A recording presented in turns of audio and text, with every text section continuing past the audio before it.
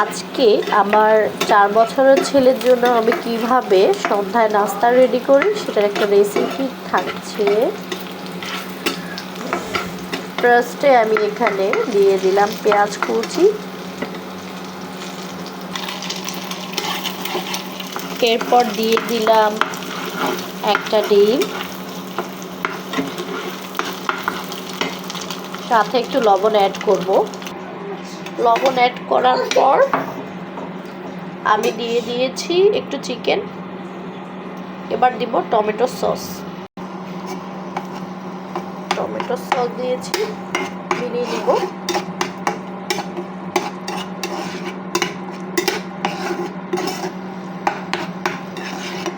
নাও ready. এবার আমি রেসিপিটা দেখাচ্ছি।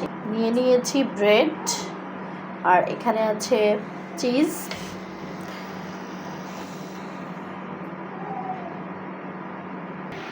ব্রেডের উপরে দিয়ে দিলাম আমি যে পুরটা বানিয়েছি চিকেন, ডিম এগুলো দিয়ে, পেঁয়াজ কুচি দিয়ে সেটা।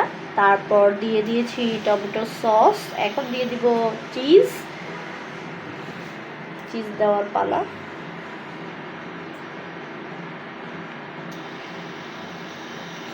ওকে, নাও আমি এটাকে একটু হালকা ফ্রাই করে নেব।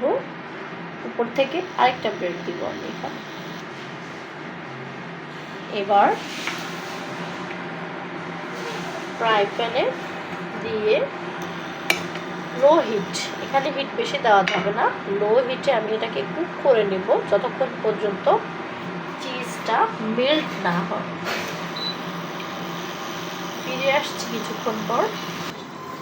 এই যে রেডি হয়ে গিয়েছে স্যান্ডউইচটা। আমি কেটে দেখাবো এখন ভিতরটা কেমন হয়।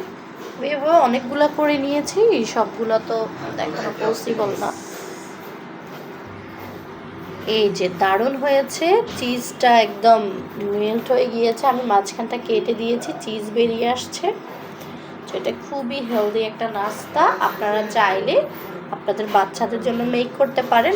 আমার এই ভিডিওটা যদি একটু ভালো লাগে তাহলে অবশ্যই আমার চ্যানেলটা সাবস্ক্রাইব করবেন, লাইক দিবেন।